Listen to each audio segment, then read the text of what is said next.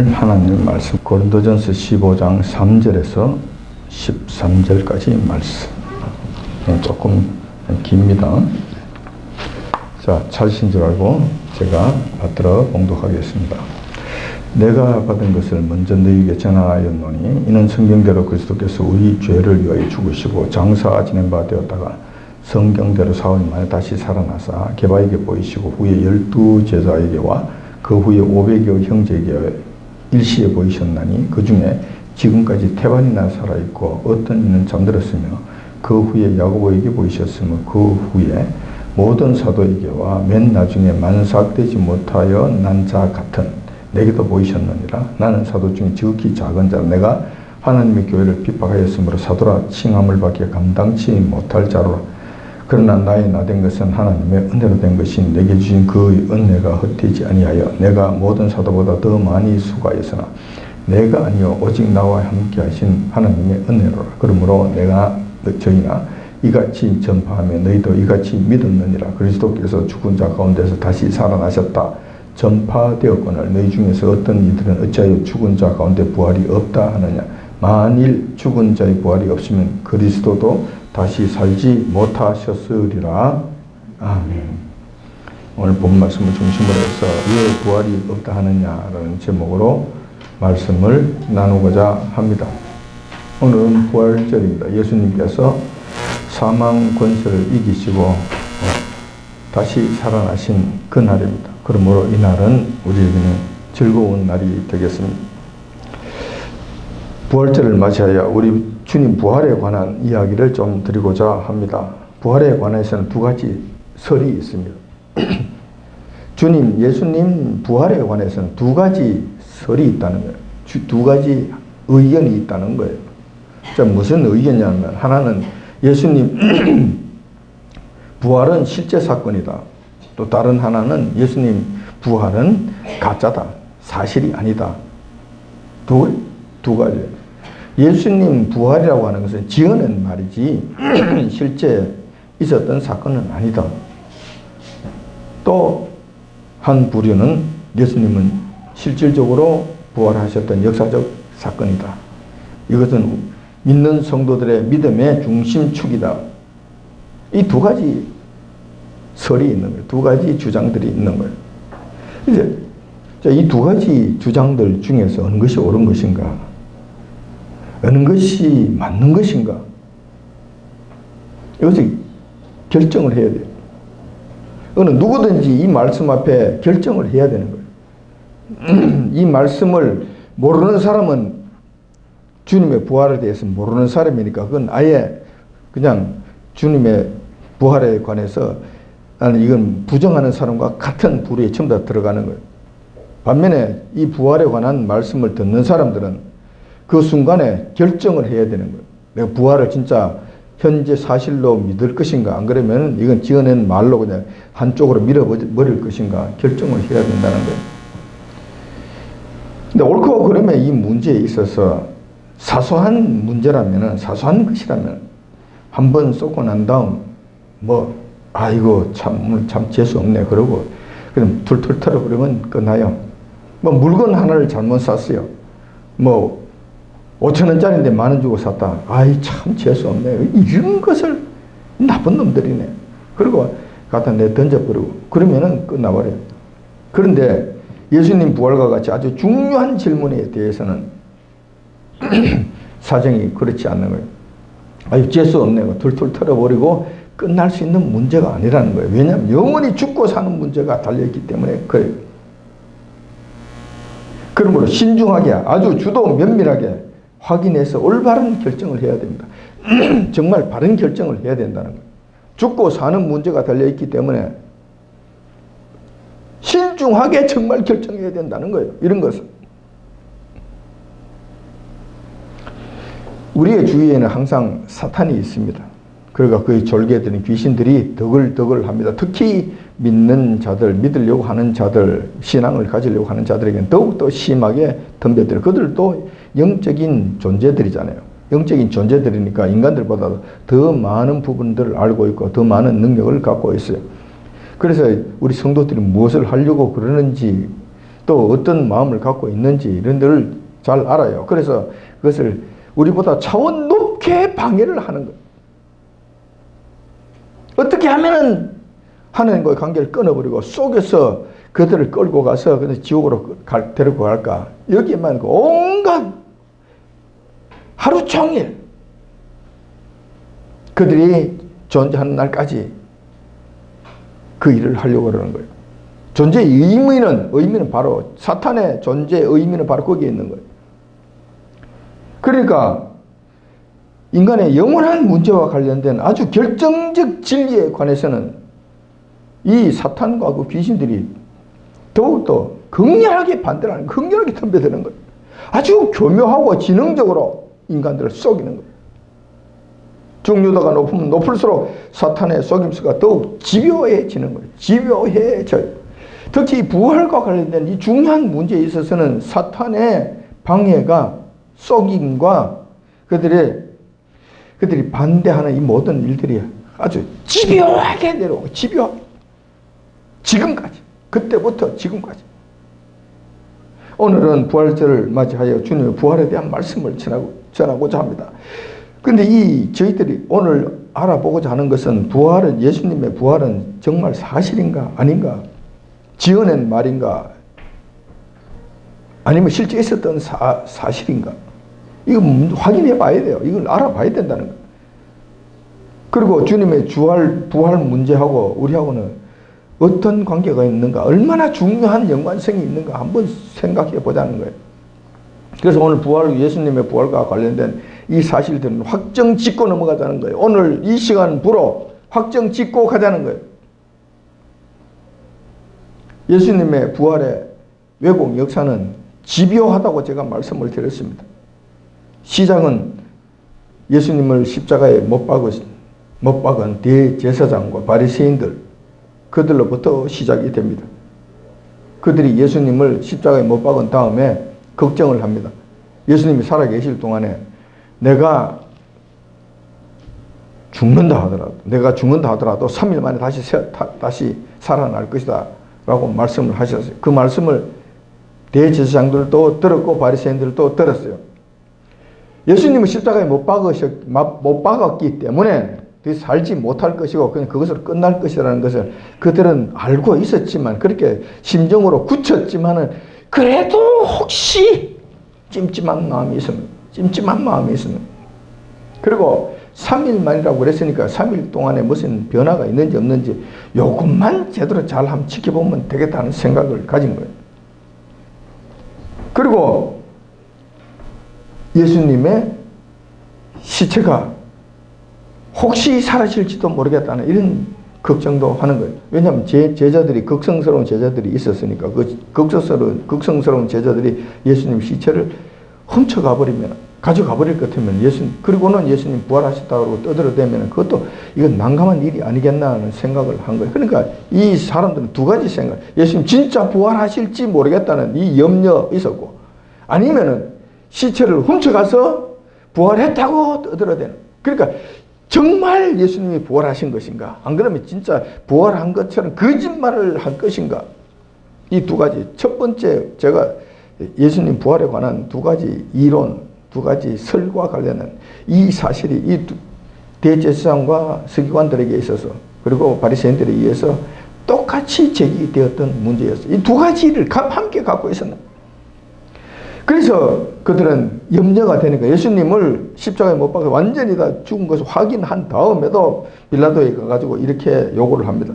예수님 무덤을 로마 병사들을 동원해서 지켜달라고. 그럼 혹시 어떻게 될지 모르니까 그 무덤을 좀 지켜달라고. 로마 병사, 그 세계 최강의 그리고 최고의 군기를 자랑하는 로마 병사들을 동원해서 좀 지켜달라고.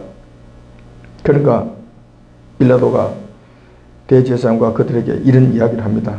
너희들도 병사들이 있지 않느냐? 성전 경비병이라고 졸개들 데리고 있지 않느냐? 내가 하는 것보다도 너희들이 하면 더 열심히 할 거 아니냐? 더 확실하게 할 거 아니냐? 내가 말리지 않을 테니까 너희들 병사들을 데려다가 너 마음껏 지켜라. 너 마음껏. 예를 들어 수백 명을 갖다 놓든지 수천 명을 갖다 놓든지 네 마음대로 지켜라. 그렇게 좀 어떤 측면에서는 야유 같은 이런 말들을 합니다. 아무튼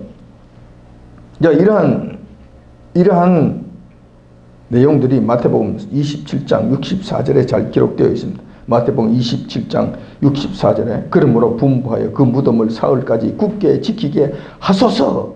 자, 이 대제사장이 빌라도에게 이렇게 요구를 하는 거예요. 분부하여서 그 무덤을 사흘까지 굳게 지키게 하소서. 그의 제자들이 와서 시체를 도적질하여 가고 백성에게 말하되 그가 죽은 자 가운데서 살아났다 하면 후에 유혹이 전보다 더 될까 하나이다 하니. 자, 이런 일들을 행하였다는 것. 자, 그리고 대제사장이 빌라도에게 이런 요구를 하였더니만 빌라도로부터 핀잔을 듣고 돌아와서 대제사장이 자기네들이 데리고 있는 성전 경비병들을 동원합니다. 그리고 예수님의 무덤을 지키게 합니다. 근데 그냥 지키는 것이 아니라 예수님 무덤의 앞에는 정말 큰 돌을 갖다 막아놓아요. 데려다가 뭘 맞는 거예요. 그래서 감히 사람의 힘으로 움직이지 못할 정도로, 한두 사람의 힘으로는 도저히 움직일 수 없을 정도의 큰 돌을 굴러다가 입구를 막아놓는 거예요. 제자들이 몇 명이 와서 어림없도록 그렇게 막아놓는 거예요. 그리고 경비병들 하여금 철저하게 무덤을 지키도록 합니다. 물론 그 가운데서는 로마 병사들도 있었던 것 같아요. 로마 병사들도 같이 함께 아마 지킨 것으로 보여요. 그러면서 그들에게 최소한 3일까지 잘 지켜라. 무슨 일이 어떻게 일어나는지 보고 제자들이 예수님의 시체를 훔쳐가는 일이 결단코부터 너희들이 철저하게 막아라. 확실하게 지켜라. 자, 이렇게 명령을 합니다. 그런데 병사들은 알다시피 예수님의 무덤을 지키는 거 그건 뭐 일입니까? 큰 돌도 갖다 막아놨는데 할 일이 없잖아요. 그냥 먹고 노는 거지. 3일 동안은 그냥 날로 먹는 거예요. 그런데 3일 새벽이 되었습니다. 주일날 주님의 날 새벽이 되었어요. 새벽 미명에 어마어마한 일들이 일어납니다. 거기에 관해서는 성경이 구체적으로 말씀하신 것이 없고 천사가 나타나셔서 그 돌을 굴러버리시고 예수님이 부활하셔서 일어나셨다는 것, 그것만 기록되어 있습니다. 천사가 나타났는데 그 경비병들이 그냥 반은 졸고 반은 끄떡거리면서 반은 졸고 반은 살아있는 이 상태에서 이렇게 하다가 이 천사들을 만나게 된 거예요. 천사들을 만났는데 그들이 얼마나 무서웠는지, 얼마나 떨렸는지. 죄를 지으면 이런 일이 생기는 거예요.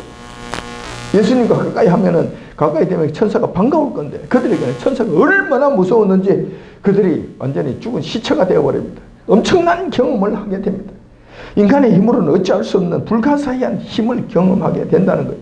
마태복음 28장 4절에 이렇게 기록되어 있습니다. 수직하던 자들이 저를 무서워하여 떨며, 이건 천사들을 보고 이렇게 합니다.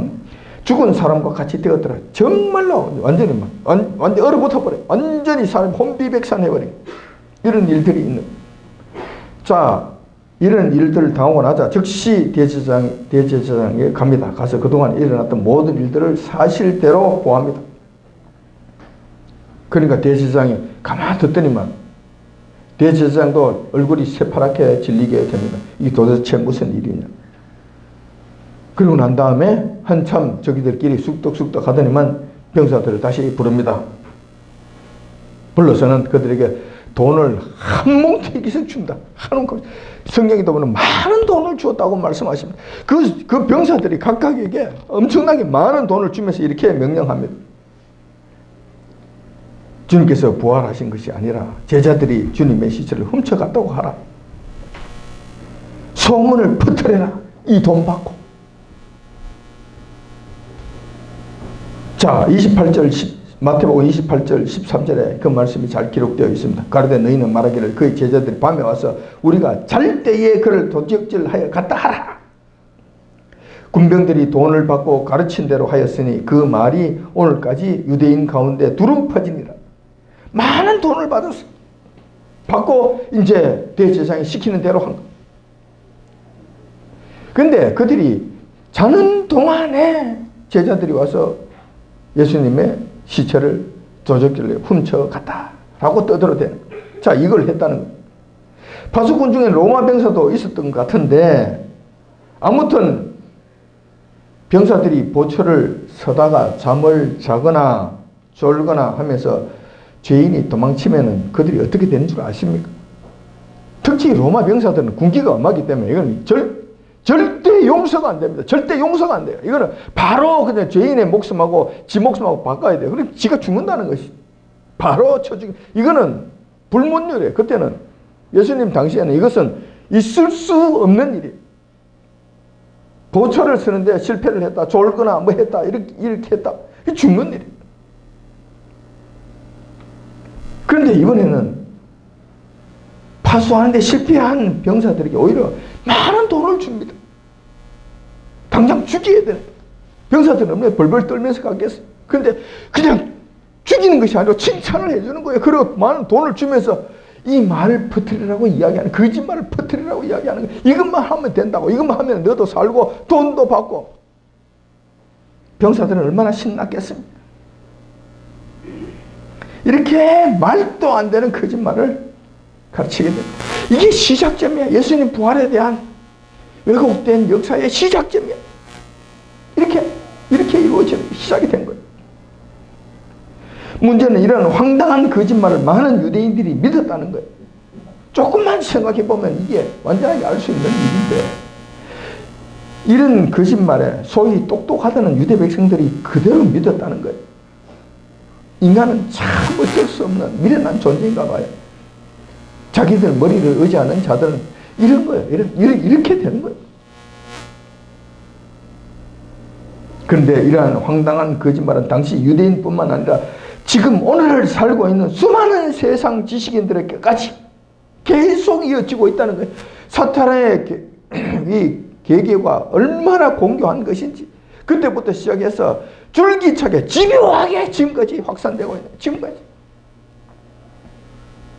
이것이 참 문제라는 거예요. 예수님의 부활을 이런 식으로 부정하는 사람들이 있습니다. 가짜라고, 지어낸 말이라고, 제자들이 훔쳐간 것이라고, 말도 안 되는 것이라고. 이렇게 똑똑한 척 떠들어대는 사람들이 있어요. 세 부류를 생각할 수가 있어요. 첫 번째, 유대인들이에요. 유대인들은 나사렛 예수님에 대해서는 참 좋지 않는 생각들을 갖고 있어요. 왜냐하면 자신이 하나님이라고 허무맹랑한 말을 하다가 하나님께 저주를 받아서 나무에 달려 죽었다. 십자가에 달려 죽었다. 잘 죽었다. 하나님의 저주를 받아서 죽는 것이지.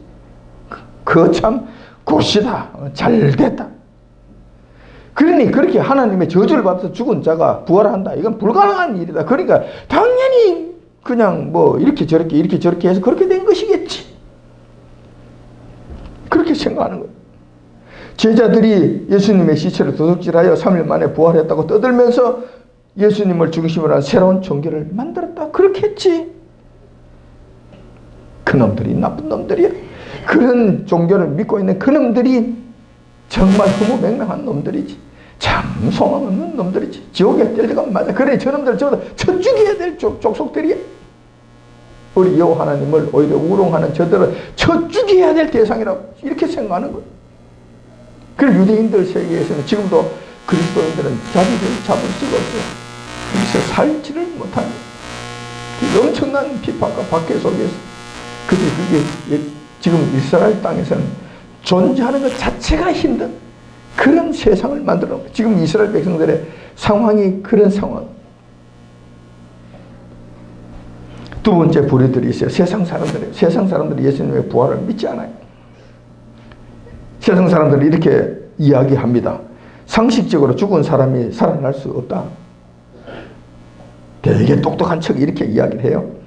그리고 그런 경우도 없다. 살아날 수도 없을 뿐만 아니라 살아나는 경우도 없다. 과학적으로 증명이 안 되는 사실이다. 안 되는 거예요. 의학적으로 안 되는 이야기. 따라서 이것을 사실로 믿는 것은 미신적 소행이며 저급한 정신세계에 속한 일들이다. 아주 저급하다고 생각하는 거예요. 그리고 아주 미신적이고 아주 좀 덜 떨어진 사람들이 하는 일들이라는 거예요.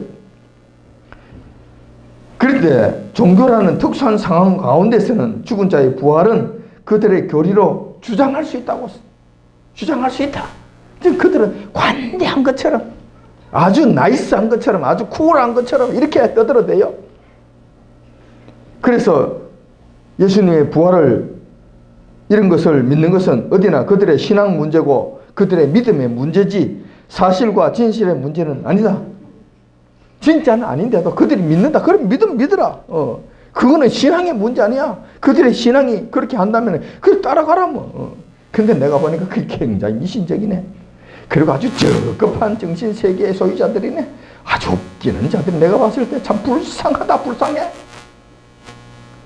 지식인들일수록 이런 개념은 더 확고한 이 대명천지의 그런 것을 믿으라고.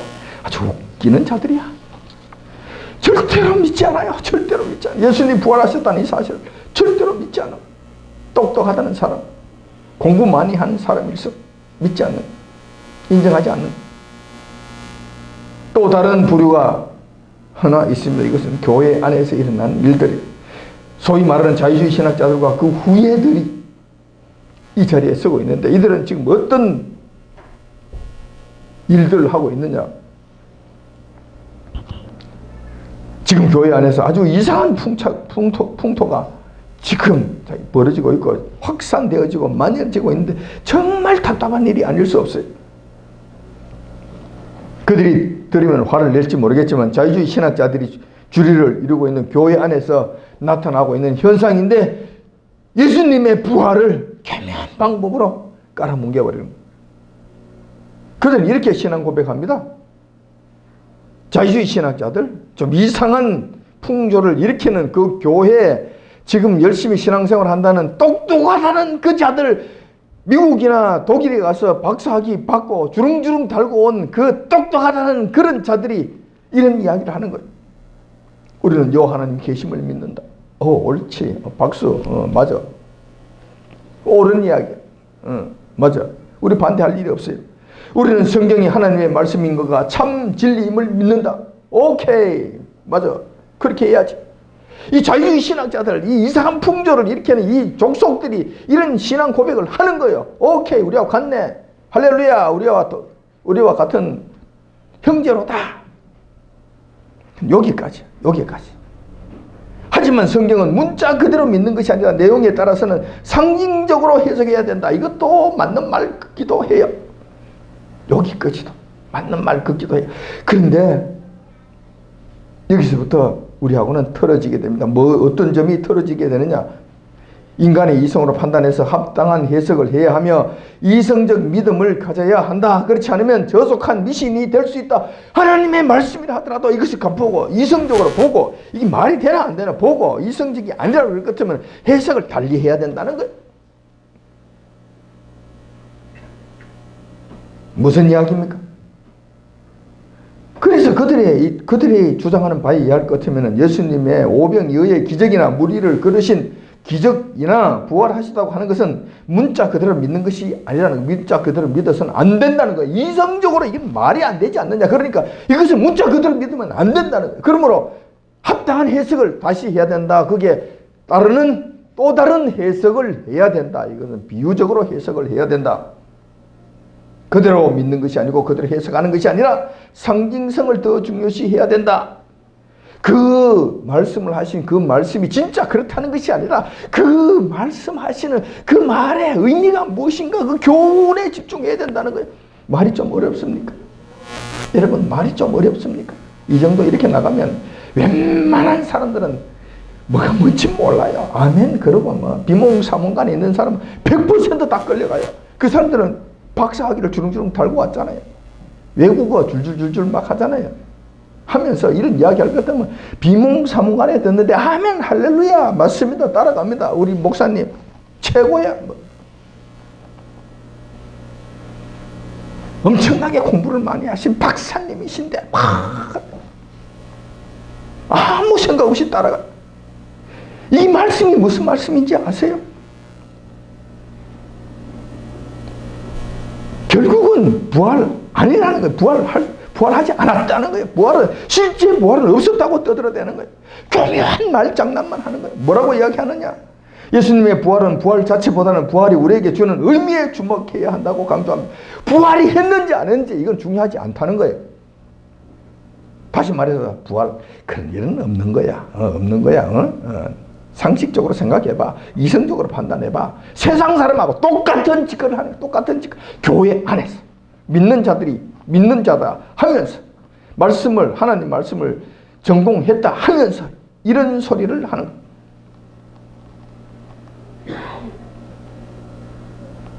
결국은 교만 말장난으로 한 예수님의 부활을 부정해버립니다. 예수님의 부활은 부활했느냐 안 했느냐 중요한 것이 아니고 예수님 부활의 정신을 우리 삶 속에서 날마다 새롭게 경험하는 삶을 살아야 한다고 그럴듯하게 떠들어댑니다. 무슨 이야기입니까 이게? 무슨 이야기? 예수님이 부활하셨다고 그러니 자 이건 지어낸 이야기야. 근데 왜 지어낸 이야기를 우리에게 한 줄 알아? 그 이야기는 실질적으로 부활했다 안 했다 이것을 이야기하고자 하는 것이 아니고 부활의 신앙을 가져야 된다. 우리 신앙이 그동안에 한동안 그냥 어리버리하게 세상에 살다가 보면 다 죽어버렸잖아. 신앙이 죽어버렸잖아. 부활절을 맞아야 우리 신앙을 다시 살려라. 다시 살려. 부활시켜야 된다. 다시 부활을 이렇게 세워야 돼. 이것은 이 교훈을 따라 예수님께서 부활하셨다는 이 교훈을 따라서 날마다 우리의 신앙을 다시 부활시켜서 다시 새롭게 해서 다시 리바이벌 시켜서 나가야 된다. 이렇게 살아야 됩니다. 아멘 할렐루야. 오늘 은혜 많이 받았습니다. 그러합니다. 정말 그럴듯해요. 정말 그럴듯해. 여러분들 여기에 속지 마십시오. 여러분들 미혹되지 말라고 제가 여러 수천 번 제가 목에 피가 나도록 제가 여러분들에게 말씀을 드렸는데 제가 그렇게 말씀하시는 이유가 어디 있는 줄 아십니까? 이런 식으로 속이니까. 이런 식으로 속이면 여러분들 여기서 벗어날 사람이 있겠습니까? 그래서 제가 목에 피를 토하는 심령으로 제가 여러분들에게 강조하고 또 강조하는 제발 속지 마시라. 어리숙하게 와서 부활 없었어. 부활 없는 거야. 그 믿는 거는 바보들이 병신들이 이렇게 이야기하지 않는다니까요. 그렇게 이야기하지 않는다니까요. 이런 식으로 이야기하면 여러분들이 뭐라 그러겠습니까? 저놈이 지금 부활을 부정하는 거네 하고 아주 날카롭게 분별해서 판단해서 그것을 지켜버릴 수 있겠습니까? 여러분들이 분별할 수 있겠냐? 없습니다. 엄청나게 많은 성도들이 모여있고 높은 강단 위에서 스포트라이트를 받고 의리의리한 옷을 입고 자기의 박사학위를 주렁주렁 달고 높은 들 위에 서서 여러분 일하시 부활의 의미는 이러한 것입니다. 아멘 할렐루야 그러고 전부 다 웅장하게 아멘 이러고 하는데 여러분 거기서 저거 아니네 할 수 있겠습니까? 불가능. 제가 봤을 때는 불가능합니다. 조심하시라는 거예요. 조심하시라는 거예요. 이런 식으로 해서 교회 안에서까지 하나님 예수님의 실제 부활은 사라져버리는 거예요. 사라져버리는 거예요. 부활의 증인들은 정말 있었습니다. 정말 부활이 있었는가? 실제 사실인가 아닌가? 있었어요. 부활의 증인들 첫 번째 파수꾼들과 대제사장 바리새인들이었어요. 마땅히 처벌받아야 될 파수꾼들에게 오히려 많은 돈을 주면서까지 예수님 부활을 부인하라고 사주했다는 이 사실이 예수님 역설적으로 예수님 부활하셨다는 것을 그들 입으로 증명하는 거예요. 그들 입으로 증명하는 거예요. 그들이 예수님 부활의 첫 목격자들이었을 것입니다. 첫 경험자들이었을 것입니다. 물론 그것은 그들에게 좋은 의미로 받아들인 것이 아니라 두려움으로 그들에게 받아들였던 첫 번째 경험자들이었을 것입니다. 아무튼 그들은 예수님 부활의 첫 번째 증인들이 그 외에 또한 부활의 증인들이 있습니다. 막달라 마리아 수백 명을 갖다 놓든지 수천 명을 갖다 놓든지 네 마음대로 지켜라. 그렇게 좀 어떤 측면에서는 야유 같은 이런 말들을 합니다. 아무튼 이러한 이러한 내용들이 마태복음 27장 64절에 잘 기록되어 있습니다. 마태복음 27장 64절에 그러므로 분부하여 그 무덤을 사흘까지 굳게 지키게 하소서. 자, 이 대제사장이 빌라도에게 이렇게 요구를 하는 거예요. 분부하여서 그 무덤을 사흘까지 굳게 지키게 하소서. 그의 제자들이 와서 시체를 도적질하여 가고 백성에게 말하되 그가 죽은 자 가운데서 살아났다 하면 후에 유혹이 전보다 더 될까 하나이다 하니. 자, 이런 일들을 행하였다는 것. 자, 그리고 대제사장이 빌라도에게 이런 요구를 하였더니만 빌라도로부터 핀잔을 듣고 돌아와서 대제사장이 자기네들이 데리고 있는 성전 경비병들을 동원합니다. 그리고 예수님의 무덤을 지키게 합니다. 그런데 그냥 지키는 것이 아니라 예수님 무덤의 앞에는 정말 큰 돌을 갖다 막아놓아요. 데려다가 뭘 맞는 거예요. 그래서 사람이 감히 사람의 힘으로 움직이지 못할 정도, 한두 사람의 힘으로는 도저히 움직일 수 없을 정도의 큰 돌을 굴러다가 입구를 막아놓는 거예요. 제자들이 몇 명이 와서 어림없도록 그렇게 막아놓는 거예요. 그리고 경비병들 하여금 철저하게 무덤을 지키도록 합니다. 물론 그 가운데서는 로마 병사들도 있었던 것 같아요. 로마 병사들도 같이 함께 아마 지킨 것으로 보여요. 그러면서 그들에게 최소한 3일까지 잘 지켜라. 무슨 일이 어떻게 일어나는지 보고 제자들이 예수님의 시체를 훔쳐간 일이 결단코를 너희들이 철저하게 막아라. 확실하게 지켜라. 자, 이렇게 명령을 합니다. 그런데 병사들은 알다시피 예수님의 무덤을 지키는 거 그건 뭐 일입니까? 큰 돌도 갖다 막아놨는데 할 일이 없잖아요. 그냥 먹고 노는 거지. 3일 동안은 그냥 날로 먹는 거예요. 근데 3일 새벽이 되었습니다. 주일날 주님의 날 새벽이 되었어요. 새벽 미명이에요. 어마어마한 일들이 일어납니다. 거기 관해서는 성경이 구체적으로 말씀하신 것이 없고 천사가 나타나셔서 그 돌을 굴러버리시고 예수님이 부활하셔서 일어나셨다는 것 그것만 기록되어 있습니다. 천사가 나타났는데 그 경비병들이 그냥 반은 졸고 반은 끄떡거리면서 반은 졸고 반은 살아있는 이 상태에서 이렇게 하다가 이 천사들을 만나게 된 거예요. 천사들을 만났는데 그들이 얼마나 무서웠는지 얼마나 떨렸는지 죄를 지은 이런 일이 생기는 거예요. 예수님과 가까이 되면 천사가 반가울 건데 그들에게는 천사가 얼마나 무서웠는지 그들이 완전히 죽은 시체가 되어버립니다. 엄청난 경험을 하게 됩니다. 인간의 힘으로는 어찌할 수 없는 불가사의한 힘을 경험하게 된다는 거예요. 마태복음 28장 4절에 이렇게 기록되어 있습니다. 수직하던 자들이 저를 무서워하여 떨며, 이건 천사들을 보고 이렇게 합니다. 죽은 사람과 같이 되었더라. 정말로 완전히 얼어붙어 버려. 완전히 사람 혼비백산해 버려. 이런 일들이 있는. 자, 이런 일들을 당하고 나자 즉시 대제사장에 갑니다. 가서 그동안 일어났던 모든 일들을 사실대로 보합니다. 그러니까 대제사장이 가만히 듣더니만 대제사장도 얼굴이 새파랗게 질리게 됩니다. 이게 도대체 무슨 일이냐. 그리고 난 다음에 한참 저기들끼리 쑥덕쑥덕 하더니만 병사들을 다시 부릅니다. 불러서는 그들에게 돈을 한 뭉텅이씩 줍니다. 성경에도 보면 많은 돈을 주었다고 말씀하십니다. 그 병사들이 각각에게 엄청나게 많은 돈을 주면서 이렇게 명령합니다.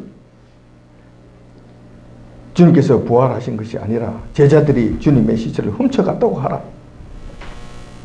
소문을 퍼뜨려라. 이 돈 받고. 자, 마태복음 28절 13절에 그 말씀이 잘 기록되어 있습니다. 가로되 너희는 말하기를 그의 제자들이 밤에 와서 우리가 잘 때에 그를 도적질하여 갔다 하라. 군병들이 돈을 받고 가르친 대로 하였으니 그 말이 오늘까지 유대인 가운데 두루 퍼지니라. 많은 돈을 받았어. 받고 이제 대제사장이 시키는 대로 한 거. 근데 그들이 자는 동안에 제자들이 와서 예수님의 시체를 도적질로 훔쳐갔다라고 떠들어대는. 자, 이걸 했다는 거예요. 파수꾼 중에 로마 병사도 있었던 것 같은데 아무튼 병사들이 보초를 서다가 잠을 자거나 졸거나 하면서 죄인이 도망치면은 그들이 어떻게 되는 줄 아십니까? 특히 로마 병사들은 군기가 엄하기 때문에 이건 절대 용서가 안 됩니다. 절대 용서가 안 돼요. 이거는 바로 그냥 죄인의 목숨하고 지 목숨하고 바꿔야 돼요. 그럼 지가 죽는다는 것이 바로 쳐죽이. 이거는 불문율이에요. 그때는 예수님 당시에는 이것은 있을 수 없는 일이에요.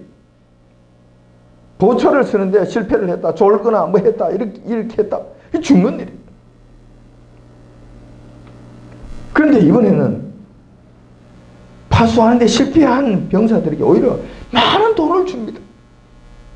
당장 죽여야 되는 병사들은 얼마나 벌벌 떨면서 가겠어요. 그런데 그냥 죽이는 것이 아니라 칭찬을 해주는 거예요. 그리고 많은 돈을 주면서 이 말을 퍼뜨리라고 이야기하는, 거짓말을 퍼뜨리라고 이야기하는 거예요. 이것만 하면 된다고. 이것만 하면 너도 살고 돈도 받고. 병사들은 얼마나 신났겠습니까?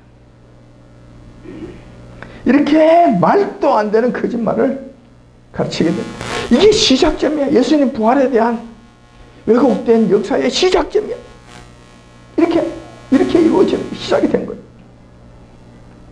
문제는 이런 황당한 거짓말을 많은 유대인들이 믿었다는 거예요. 조금만 생각해 보면 이게 완전하게 알 수 있는 일인데, 이런 거짓말에 소위 똑똑하다는 유대 백성들이 그대로 믿었다는 거예요. 인간은 참 어쩔 수 없는 미련한 존재인가 봐요. 자기들 머리를 의지하는 자들은 이런 거예요. 이렇게 되는 거예요. 그런데 이러한 황당한 거짓말은 당시 유대인뿐만 아니라 지금 오늘을 살고 있는 수많은 세상 지식인들에게까지 계속 이어지고 있다는 거예요. 사탄의 이 계계가 얼마나 공교한 것인지 그때부터 시작해서 줄기차게 집요하게 지금까지 확산되고 있는, 지금까지. 이것이 참 문제라는 거예요. 예수님의 부활을 이런 식으로 부정하는 사람들이 있습니다. 가짜라고, 지어낸 말이라고, 제자들이 훔쳐간 것이라고, 말도 안 되는 것이라고. 이렇게 똑똑한 척 떠들어대는 사람들이 있어요. 세 가지, 세 부류를 생각할 수가 있어요. 첫 번째, 유대인들이에요. 유대인들은 나사렛 예수님에 대해서는 참 좋지 않는 생각들을 갖고 있어요. 왜냐하면 자신이 하나님이라고 허무맹랑한 말을 하다가 하나님께 저주를 받아서 나무에 달려 죽었다. 십자가에 달려 죽었다. 잘 죽었다. 하나님의 저주를 받아서 죽는 것이지. 그거 참 굿이다. 잘 됐다. 그러니 그렇게 하나님의 저주를 받아서 죽은 자가 부활한다. 이건 불가능한 일이다. 그러니까 당연히 그냥 뭐 이렇게 저렇게 해서 그렇게 된 것이겠지. 그렇게 생각하는 거예요. 제자들이 예수님의 시체를 도둑질하여 3일 만에 부활했다고 떠들면서 예수님을 중심으로 한 새로운 종교를 만들었다. 그렇게 했지. 그놈들이 나쁜 놈들이야. 그런 종교를 믿고 있는 그놈들이 정말 허무맹랑한 놈들이지. 참 소망 없는 놈들이지. 지옥에 뜰려가면 맞아. 그래 저놈들 저보다 쳐 죽여야 될 족속들이야. 우리 여호와 하나님을 오히려 우롱하는 저들은 쳐 죽여야 될 대상이라고 이렇게 생각하는 거예요. 그래서 유대인들 세계에서는 지금도 그리스도인들은 자기를 잡을 수가 없어요. 여기서 살지를 못하는 그 엄청난 비판과 박해 속에서 그게 지금 이스라엘 땅에서는 존재하는 것 자체가 힘든 그런 세상을 만들어 놓은 거예요. 지금 이스라엘 백성들의 상황이 그런 상황. 두 번째 부류들이 있어요. 세상 사람들이에요. 세상 사람들이 예수님의 부활을 믿지 않아요. 세상 사람들이 이렇게 이야기합니다. 상식적으로 죽은 사람이 살아날 수 없다. 되게 똑똑한 척 이렇게 이야기를 해요. 그리고 그런 경우도 없다. 살아날 수도 없을 뿐만 아니라 살아나는 경우도 없다. 과학적으로 증명이 안 되는 사실이다. 안 되는 거예요. 의학적으로 안 되는 이야기. 따라서 이것을 사실로 믿는 것은 미신적 소행이며 저급한 정신세계에 속한 일들이다. 아주 저급하다고 생각하는 거예요. 그리고 아주 미신적이고 아주 좀 덜 떨어진 사람들이 하는 일들이라는 거예요. 그런데 종교라는 특수한 상황 가운데서는 죽은 자의 부활은 그들의 교리로 주장할 수 있다. 그들은 관대한 것처럼, 아주 나이스한 것처럼, 아주 쿨한 것처럼 이렇게 떠들어대요. 그래서 예수님의 부활을, 이런 것을 믿는 것은 어디나 그들의 신앙 문제고 그들의 믿음의 문제지 사실과 진실의 문제는 아니다. 진짜는 아닌데도 그들이 믿는다. 그럼 믿어라. 그거는 신앙의 문제 아니야. 그들의 신앙이 그렇게 한다면 그걸 따라가라 뭐. 근데 내가 보니까 그게 굉장히 미신적이네. 그리고 아주 저급한 정신세계의 소유자들이네. 아주 웃기는 자들이 내가 봤을 때 참 불쌍하다. 불쌍해. 지식인들일수록 이런 개념은 더 확고한 이 대명천지의 그런 것을 믿으라고. 아주 웃기는 자들이야. 절대로 믿지 않아요. 절대로 믿지 않아요. 예수님이 부활하셨다는 이 사실을 절대로 믿지 않아요.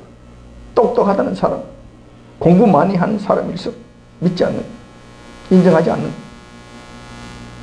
또 다른 부류가 하나 있습니다. 이것은 교회 안에서 일어난 일들이, 소위 말하는 자유주의 신학자들과 그 후예들이 이 자리에 서고 있는데, 이들은 지금 어떤 일들을 하고 있느냐. 지금 교회 안에서 아주 이상한 풍토가 지금 벌어지고 있고 확산되어지고 만연되고 있는데 정말 답답한 일이 아닐 수 없어요. 그들이 들으면 화를 낼지 모르겠지만 자유주의 신학자들이 주류를 이루고 있는 교회 안에서 나타나고 있는 현상인데, 예수님의 부활을 교묘한 방법으로 깔아뭉개버리는 거예요. 그들은 이렇게 신앙 고백합니다. 자유주의 신학자들, 좀 이상한 풍조를 일으키는 그 교회에 지금 열심히 신앙생활을 한다는 똑똑하다는 그 자들, 미국이나 독일에 가서 박사학위 받고 주릉주릉 달고 온 그 똑똑하다는 그런 자들이 이런 이야기를 하는 거예요. 우리는 요 하나님 계심을 믿는다. 옳지. 박수. 맞아. 옳은 이야기. 맞아. 우리 반대할 일이 없어요. 우리는 성경이 하나님의 말씀인 것과 참 진리임을 믿는다. 오케이. 맞아. 그렇게 해야지. 이 자유주의 신학자들, 이 이상한 풍조를 일으키는 이 족속들이 이런 신앙 고백을 하는 거예요. 오케이. 우리와 같네. 할렐루야. 우리와 같은 형제로다. 여기까지. 하지만 성경은 문자 그대로 믿는 것이 아니라 내용에 따라서는 상징적으로 해석해야 된다. 이것도 맞는 말 같기도 해요. 여기까지도 맞는 말 같기도 해요. 그런데 여기서부터 우리하고는 틀어지게 됩니다. 어떤 점이 틀어지게 되느냐? 인간의 이성으로 판단해서 합당한 해석을 해야 하며 이성적 믿음을 가져야 한다. 그렇지 않으면 저속한 미신이 될 수 있다. 하나님의 말씀이라 하더라도 이것을 보고 이성적으로 보고 이게 말이 되나 안 되나 보고 이성적이 아니라고 그럴 것 같으면 해석을 달리 해야 된다는 거예요. 무슨 이야기입니까? 그래서 그들이 주장하는 바에 의할 것 같으면 예수님의 오병이어의 기적이나 무리를 걸으신 기적이나 부활하시다고 하는 것은 문자 그대로 믿는 것이 아니라는 거예요. 문자 그대로 믿어서는 안 된다는 거예요. 이성적으로 이게 말이 안 되지 않느냐. 그러니까 이것을 문자 그대로 믿으면 안 된다는 거예요. 그러므로 합당한 해석을 다시 해야 된다. 그게 따르는 또 다른 해석을 해야 된다. 이것은 비유적으로 해석을 해야 된다. 그대로 믿는 것이 아니고 그대로 해석하는 것이 아니라 상징성을 더 중요시 해야 된다. 그 말씀을 하신 그 말씀이 진짜 그렇다는 것이 아니라 그 말씀하시는 그 말의 의미가 무엇인가 그 교훈에 집중해야 된다는 거예요. 말이 좀 어렵습니까? 여러분, 말이 좀 어렵습니까? 이 정도 이렇게 나가면 웬만한 사람들은 뭐가 뭔지 몰라요. 아멘. 그러고 뭐 비몽사몽간에 있는 사람은 100% 다 끌려가요. 그 사람들은 박사학위를 주렁주렁 달고 왔잖아요. 외국어 줄줄줄줄 막 하잖아요. 하면서 이런 이야기 할 것 같으면 비몽사몽간에 듣는데 아멘 할렐루야 맞습니다. 따라갑니다. 우리 목사님 최고야. 뭐.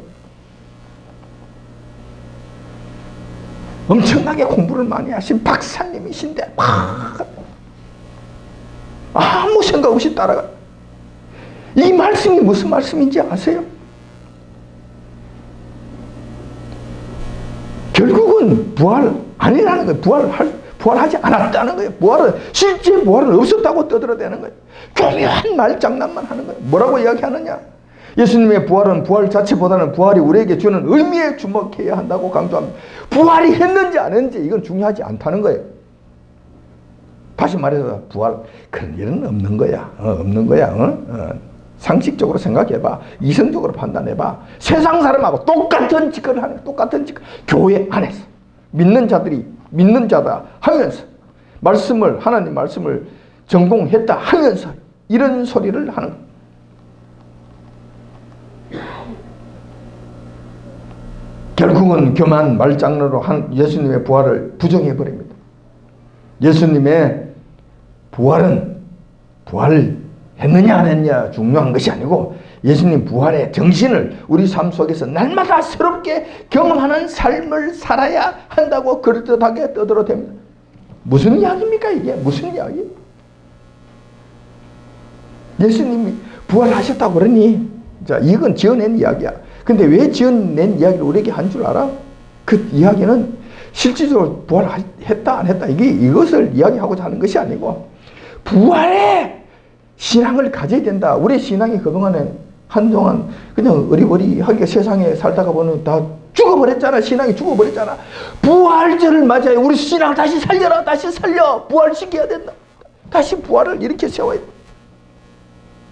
이것은 이 교훈을 따라 예수님께서 부활하셨다는 이 교훈을 따라서 날마다 우리의 신앙을 다시 부활시켜서 다시 새롭게 해서 다시 리바이벌 시켜서 나가야 된다. 이렇게 살아야 됩니다. 아멘 할렐루야. 오늘 은혜 많이 받았습니다. 그러합니다. 정말 그럴듯해요. 정말 그럴듯해.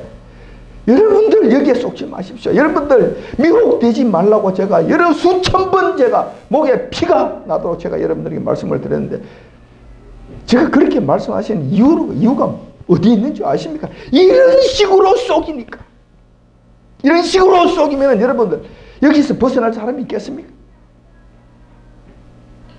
그래서 제가 목에 피를 토하는 심령으로 제가 여러분들에게 강조하고 또 강조하는 제발 속지 마시라.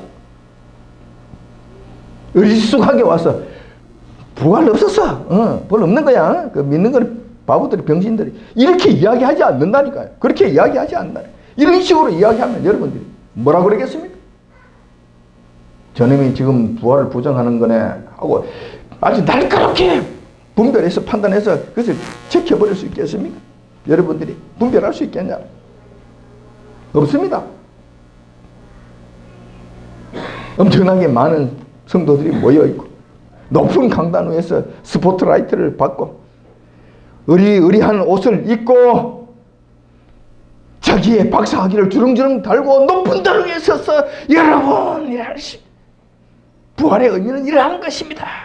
아멘 할렐루야 그러고 전부 다 웅장하게 아멘 이러고 하는데 여러분 거기서 저거 아니네 할 수 있겠습니까? 제가 봤을 때는 불가능합니다. 조심하시라는 거예요. 조심하시라는 거예요. 이런 식으로 해서 교회 안에서까지 하나님 예수님의 실제 부활은 사라져버려요. 사라져버려요. 부활의 정인들은 정말 있었습니다. 정말 부활이 있었는가? 실제 사실인가 아닌가? 있었어요. 부활의 정인들 첫 번째 파수꾼들과 대제사장 바리새인들이었어요. 마땅히 처벌받아야 될 파수꾼들에게 오히려 많은 돈을 주면서까지 예수님 부활을 부인하라고 사주했다는 이 사실이 예수님 역설적으로 예수님 부활하셨다는 것을 그들 입으로 증명하는 거예요. 그들 입으로 증명하는 거예요. 그들이 예수님 부활의 첫 목격자들이었을 것입니다. 첫 경험자들이었을 것입니다. 물론 그것은 그들에게 좋은 의미로 받아들인 것이 아니라 두려움으로 그들에게 받아들였던 첫 번째 경험자들이었을 것입니다. 아무튼 그들은 예수님 부활의 첫 번째 증인들입니다. 그 외에 또한 다른 마리아, 야고보의 어머니, 살로메, 요한나, 또 저와 함께한 다른 여인들, 이런 여인들이 예수님 새벽 미명에 예수님 부활을 친히 직접 목격하고 경험한 자들이었습니다. 그리고 그들은 와서 제자들에게 이 모든 사실들을 증언한 자들이었어요. 그 후에 12 제자들이 예수님 부활의 증인으로 나타나게 됩니다. 물론 가룟 유대는 거기에서 빠져버리고 그 뒤에 마띠아가 12제자 속에 들어가게 됩니다. 아무튼 12제자들에게 예수님께서 나타나십니다. 그러므로 12제자들은 예수님 부활의 또 다른 산 증인들입니다. 예수님과 더불어 한 40여 일간 같이 지내면서 매일 같이 있었는 건 아니지만 수시로 예수님과 만나면 40여 일간을 예수님과 같이 지내면서 같이 그러니까 동행을 하고 경험을 한 자들이 예수님이 승천하신 것까지 직접 보면서 그것을 경험했던 자들이 12제자들이 있는 것. 그러므로 이 제자들은 예수님 승천하신 다음에는 예수님 부활의 증인으로서 온 백성들에게 증거하고 다녔습니다. 복음 전파한 것이 무엇인 줄 압니까? 그때 당시에는 예수님이 십자가에 돌아가 3일 만에 다시 부활하셨다. 부활하셨다. 내가 그것에 직접 눈으로 본 증언이다 라고 이야기하는 이것이 그들은 복음 전파하는 거예요. 이것을 전한다고 해서 그들이 잡혀 죽임을 당하게 됩니다. 하지 말라니까 왜 댕기면서 그따구 소리를 하는 거예요. 대제사장에 의해서 산헤드린 공의에 의해서 붙잡혀서 죽임을 당하게 됩니다. 세상 사람들에 의해서도 붙잡혀 죽임을 당합니다. 황당한 소리를 하고 댕긴다고 이상한 풍조를 그냥 전파하고 다닌다고 가는 곳마다 박해를 받으면서 죽임을 당하고 이런 일들이 그래서 12제자들 중에 사도 요한 한 사람만 빼고 나머지 11사람이 장렬하게 전부 다 순교를 당하게 됩니다. 한번 생각해 봅시다. 그들이 만약 예수님의 시체를 도적질에 숨겨 놓았다고 한다면은 그 시체, 그 말라 빠진 시체, 그럼 다 썩어 문드러지고 해골 그 뼈 조각 몇 개, 이 뼈 조각 몇 개, 죽은 뼈 조각 몇 개 때문에 그 사람들이 목숨을 바치겠느냐고. 한두 살이면 정신 얼떨결에 죽을 수 있다 치지만 그게 참여했던 모든 제자들이 그렇게 죽을 수 있겠느냐고, 순교를 할 수 있겠느냐고. 이건 불가능한 이야기잖아요. 정말 그러니까 그렇다고 이야기하는 거예요.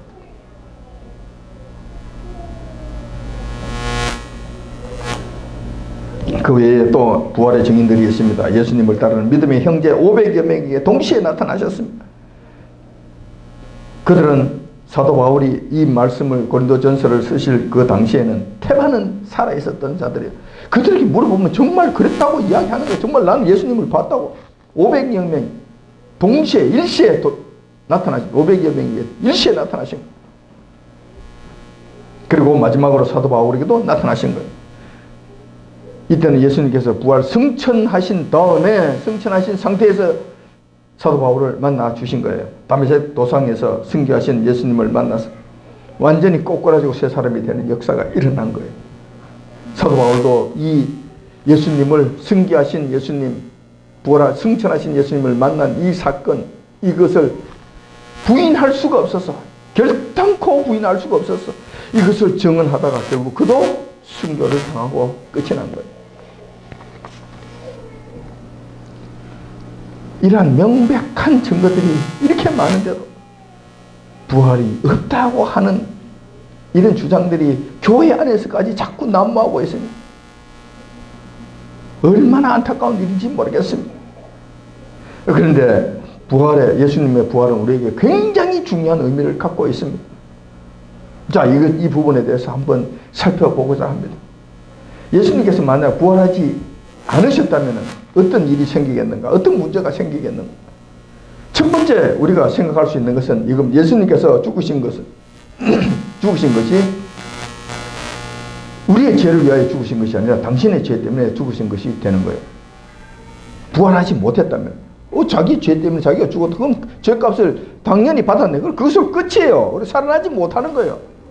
죄 때문에 죄의 삭은 사망이니까 자기 죄로 인해서 죽고 그것을 끝나버린 거. 그런데 살아나셨다고 할 것 같으면은 자기 죄 때문에 죽은 것이 아니라 우리 죄 때문에 죽으셨다는 이 말씀이 맞는 거예요. 죄 때문에 죽은 것이 아니기 때문에 살아나신 거예요. 그래서 예수님께서 부활하지 아니하셨다면은 예수님께서 우리의 죄를 위해서 죽으셨다는 이 말씀이 거짓말이 되는 거예요. 헛것이 돼요. 이렇게 되면 우리의 죄에 대속하심이 불가능하게 됩니다. 우리는 영원히 소망이 없게 돼요. 우리의 죄의 문제 해결할 길이 없으니까 하나님과의 관계 가질 수 있겠습니까? 하나님 앞에 갈 수 있습니까? 감히 이 자리에서 입을 벌려서 이 더러운 입술을 벌려서 여호와 하나님 찬양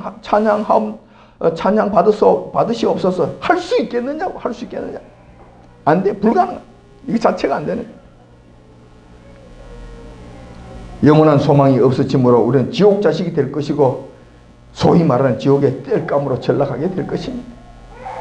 그러므로 우리의 믿음은 헛것이 됩니다. 세상 사람 중에서 가장 불쌍한 자가 되는 거예요. 왜 믿는 거예요? 왜 믿는다고 교회에 와서 이 난리를 치는 거예요? 뭐 폼 잡으려고? 어떤 클럽 활동, 괜찮은 클럽 활동인 것 같아서 클럽 활동의 일환으로 여기 와서 왔다 갔다 하는 겁니까? 여기 와서 무슨 장사나 할 거라고 여기 왔다 갔다 하는 겁니까? 아니잖아요. 고린도전서 15장 19절에 이 말씀이 있습니다. 만일 그리스도 안에서 우리의 바라는 것이 다만 이생뿐이면 모든 사람 가운데 우리가 더욱 불쌍한 자니라. 하늘에 대한 소망 없으면 우리는 이 세상에 가장 불쌍한 사람이 되는 거예요. 참아야 되잖아요. 인내해야 되잖아요. 순교도 해야 되잖아요. 순교도 해야 되잖아요. 지난 한 주간은 여러분, 저와 여러분들이 이런저런 이유로 인해서 고난의 주간의 의미를 가지는 절제하는 생활도 했잖아요. 왜 먹고 싶은 식사를 마음껏 못하는 거예요? 왜 보고 싶은 텔레비를 마음껏 못 보는 거예요? 왜 하고 싶은 것을 마음대로 못하는 거예요? 세상 사람들처럼 왜 그렇게 못하는 거예요? 부활의 소망 때문에 절제할 수 있는 거예요. 만약에 이런 식으로 살았는데 그 결과가 꽝이라면, 아무것도 없다면, 예수님의 부활이 없다면 우리처럼 바보 같은 사람이 어디 있으며, 우리처럼 미련한 자가 어디 있으며, 우리처럼 불쌍한 사람이 어디 있겠냐는 거예요. 두 번째, 예수님 부활이 없으시면은 우리의 부활의 소망이 없어지게 됩니다. 다른 측면에서 이야기입니다. 무슨 이야기냐 할 것 같으면, 하나님께서 예수님을 살리지 못하신다면 당연히 우리도 살리지 못하실 것입니다. 다시 말해서 여호와 하나님은 죽은 자를 살리시는 능력이 없으신 분이시라는 증거가 되는 거예요. 예수님께서 죄 없이 돌아가셨는데도 살리지 못하신다면 우리도 살리지 못하시는 거예요. 불가능한 이야기지. 완전한 인간으로 오신 예수님을 죽은 자 가운데서 하나님께서 살리셨다는 것은 앞으로 우리도 얼마든지 살리실 수 있다는 것을 보여주시는 거예요. 샘플로 보여주시는 거예요. 그러므로 우리가 부활의 소망을 가질 수 있다는 거예요. 우리도 죽은 자 가운데서 얼마든지 살리실 수 있다는 증거와 모범을 보여주신 것이라는 거예요. 따라서 기독교에서 예수님의 부활이 없다면 우리의 소망도 없어집니다. 즉 죽은 믿음과 신앙을 따라가다가 결국 죽음으로 허무하게 끝나버리게 되는 것입니다. 고린도전서 15장 17절에 이렇게 기록되어 있습니다. 그리스도께서 다시 사신 것이 없으면 너희의 믿음도 헛되고 너희가 여전히 죄 가운데 있을 것이요. 믿음도 헛되는 것이고 죄의 사함을 받지 못하니까 계속 죄 가운데 있을 것이고 결국은 지옥형으로 끝날 것이라는 거예요.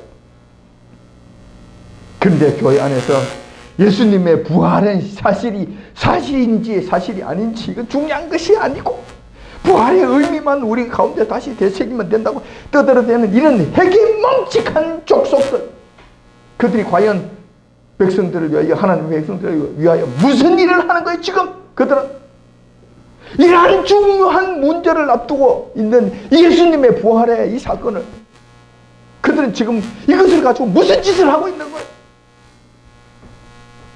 정신 차리기 바랍니다. 정신 차리기 바랍니다. 오늘은 부활절을 맞아요. 주님의 부활에 대해 살펴보았습니다. 예수님께서 죽으셨다가 다시 살아나셨다는 증거는 넘쳐납니다. 그러나 이상하게도 시간이 흐를수록 예수님의 역사적 실제 부활을 부인하는 풍조가 활기를 치고 있습니다. 점차 대세가 되어지고 있습니다. 오히려 이것을 믿는 자들이 예수님의 부활을 믿는 자들이 미개인 취급을 받고 광신도 취급을 받는 이상한 세상에, 지금 이상한 시대에 지금 우리가 살고 있습니다. 세상이 그렇게 한다는 것은 우리가 어느 정도 이해를 한다 하지만 교회 안에서까지 아주 교묘한 방법으로 예수님의 부활을 부인하는 분위기가 점차 확산되고 있었어.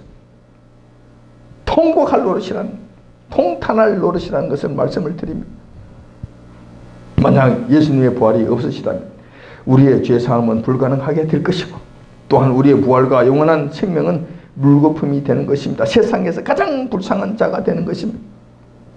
이것을 떠들어대는 수많은 자유주의 신학자들, 정말 그들은 해서는 안 될 일을 하는 그런 족속들이 너무나 교묘한 방법으로 순전한 하나님의 자녀들을 죽음의 길로 끌고 가고 있는 이런 세상 속에서, 이 세대 속에서 우리 정말 정신 차리고 깨어 있어야 될 줄 믿습니다. 그들이 아무리 부정한다 하더라도 예수님의 부활은 너무나 명백하고 확실한 역사적 사실입니다. 그런 만큼 사실을 사실대로 인정하고 그 말씀대로 믿고 따라감으로써 미국에서 떠나 참된 기쁨과 소망 가운데 살아가는 저와 여러분들이 다 되시길 주님의 이름으로 축원드립니다. 아멘. 기도하겠습니다.